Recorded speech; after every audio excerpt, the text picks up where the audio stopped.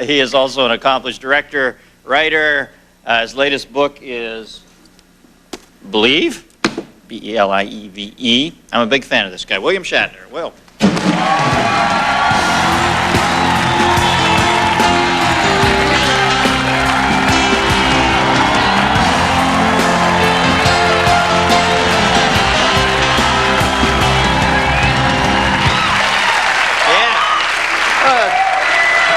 The tempo, this thing is like MTV. I mean, you're going along like this all the time. That's the way you speak. Yeah, it's kind of Hey, I mean, and you say a lot of man. Yeah. Hey, man. I know. I know.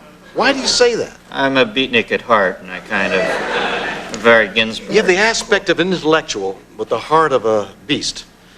Yeah, well, actually, I'm a complete beast. What do you have here, Bill? What do we have here? You want to get right to the material? Well, I see this, and I'm intrigued because to me this is sort of a fantasy come true. I appear to be in a comic strip with Kirk. You're in a comic book. Well, with your other character. I wrote several books lumped under the name of Tech World. Yeah. And they, Marvel Comics, and actually a part of Marvel Comics called Epic Comics, have taken it over, and they're doing Tech World that's coming out in July. The comic strip. And it's a comic strip. So the guys, the artists, whose names, the creative team was Ron Goulart, Lee Sullivan, Tom Tonkin, and Tom Smith, drew this. They're from Epic. They drew this for you. Get in close and see. I'm in this comic strip. And it's you're the coolest. And you're the other guy. Well... Jake Cardigan, right? He's gritting his teeth a lot. He looks like Nick Fury. Can you see this? What are we saying? Okay, we'll read it. Go ahead. Okay, if I could see this. Dennis, how did you manage to get every politician in New Washington mad at you? Make one joke too many about the vice president, look what happens.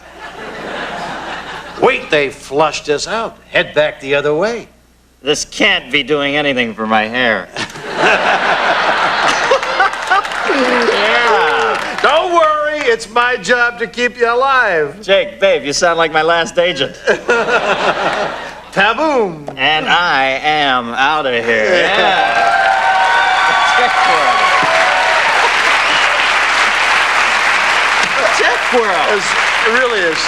It really is funny. Getting a comic book done out of something that you thought of is a really crazy experience. Yeah. I mean, comic books that we've all read as kids, Batman, Superman, all those things that we've read.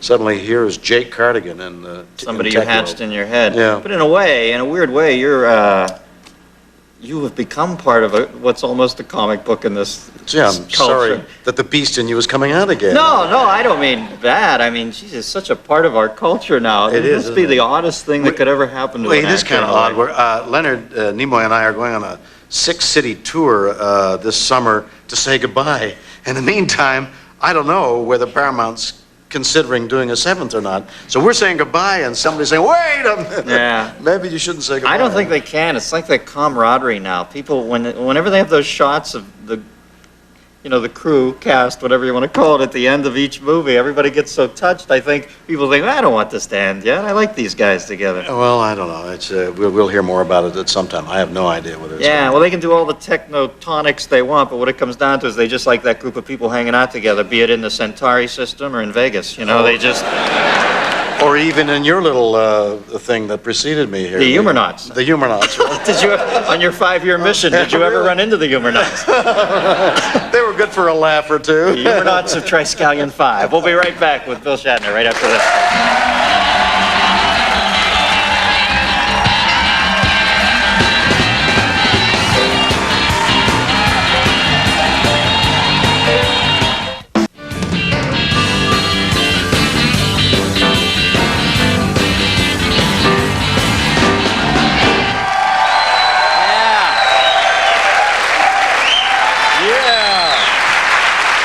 That is one snappy band. I had to get it signed, man. That's the One coolest. snappy band. Hey, now I hosted the MTV Movie Awards the other night. I know. You stole the show. Biggest stars in the world were there. Your renditions of these songs just brought the house down. Can I show one first before we talk about it? We have a clip of one.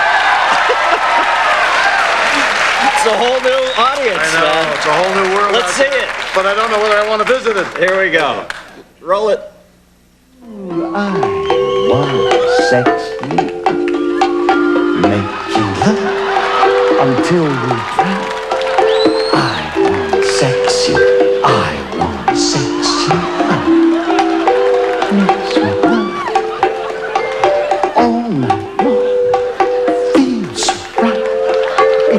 Be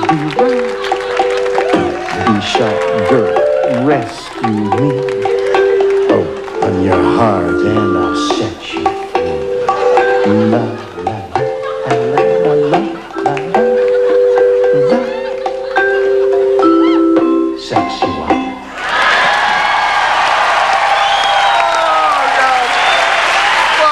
They're not worthy! They're not worthy! They are worthy. Oh, save your strength. All right, let's go. Get up. Yes, it's okay. I'm telling you. So if you knew the truth, if you knew what really happened, you would die. Tell us the story. All right, well, the producer sent me these sheets of lyrics. He said, would you like to perform these songs? And he sent the song, Guns N' Roses. I want to sex you. You know, they do a lot of whining. Yeah. So I play the songs, and it was intriguing. I thought, well, why not? Yeah. With the lyrics. So I said, okay, I'll do it, but I don't know what to do. This is on the phone to New York. So he says, well, I don't know either. I said, well, look, I'm going to need some backup. Maybe you should get me a synthesizer. He said, all right, I'll have a synthesizer there. That was like on the weekend. Tuesday morning, of the day, Tuesday I was going to go in and record Tuesday afternoon. I went to the place where I usually ride. And I have several horses, and one very young horse, a 2-year-old horse. You shouldn't ride, an amateur shouldn't ride a 2-year-old horse. Only professionals should ride, because you never know what they're going to do. Unpredictable. Unpredictable. This one went up in the air, and I have no recollection of what happened because I was knocked unconscious for 10 seconds. And for 30 minutes after that, I have no idea what, apparently I was walking around saying what happened, but finally 30 minutes after that, I came to and I said, well, what happened? They said, my God, you've been asking what's happened. We better get you to a hospital. It's now 11 o'clock. I'm driving. They're driving me to the hospital. You're not driving? No. I'm driving, and I'm saying, God, I don't know what happened, but I know I've got to do something this afternoon. Well, you better telephone my office, because I've got to do something this afternoon, and I don't know what it is. You just had a So they concussion. call with a car phone, and the guy, and I said, Mary Jo, what am I doing this afternoon? She says, you're singing 5 songs. I said, I'm singing 5 songs. That's right. I've got to get on there. So they x-ray me, and there's no broken bones, but I can't move any muscles, okay? My whole upper body apparently landed in a push-up position. I can't move any muscle. Phasers on stun. So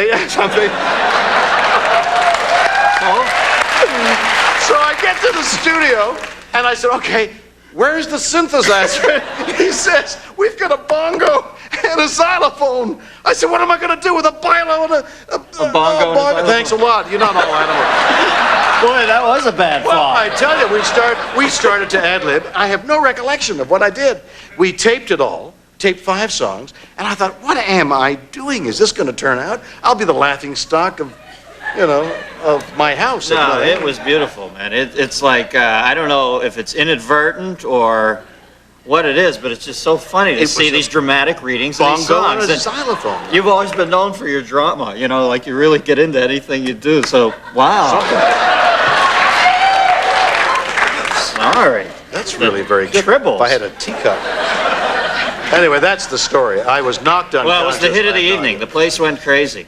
The people loved it. Now, I've always admired you from way back, and I was reading a book, Roger Corman, and it was about his movie career, and he said that Corman's done all these. Do you know who he is? King of the Bees. He does films on a shoestring, but he said that the film that always mattered to him the most was The Intruder, and he said the star of it was a young actor named Bill Shatner, and he thought you were just riveting in it. Well, what was the riveting. story a little? Well, it was a riveting. I had a rivet gun, and I had to put 2 pieces of metal in it.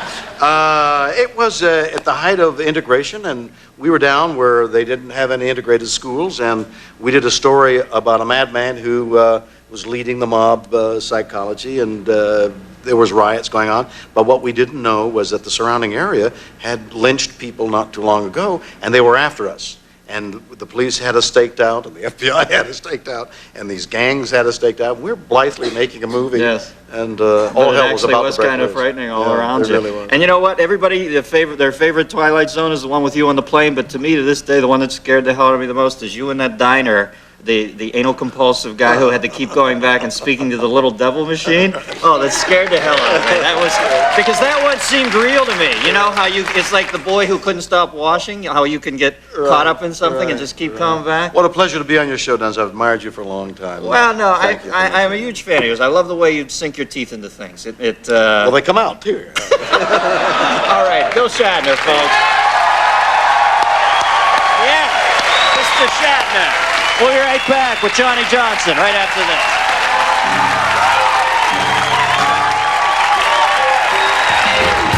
This portion of the Dennis Miller Show is brought to you by Miller Lite. It's everything you want a beer to be.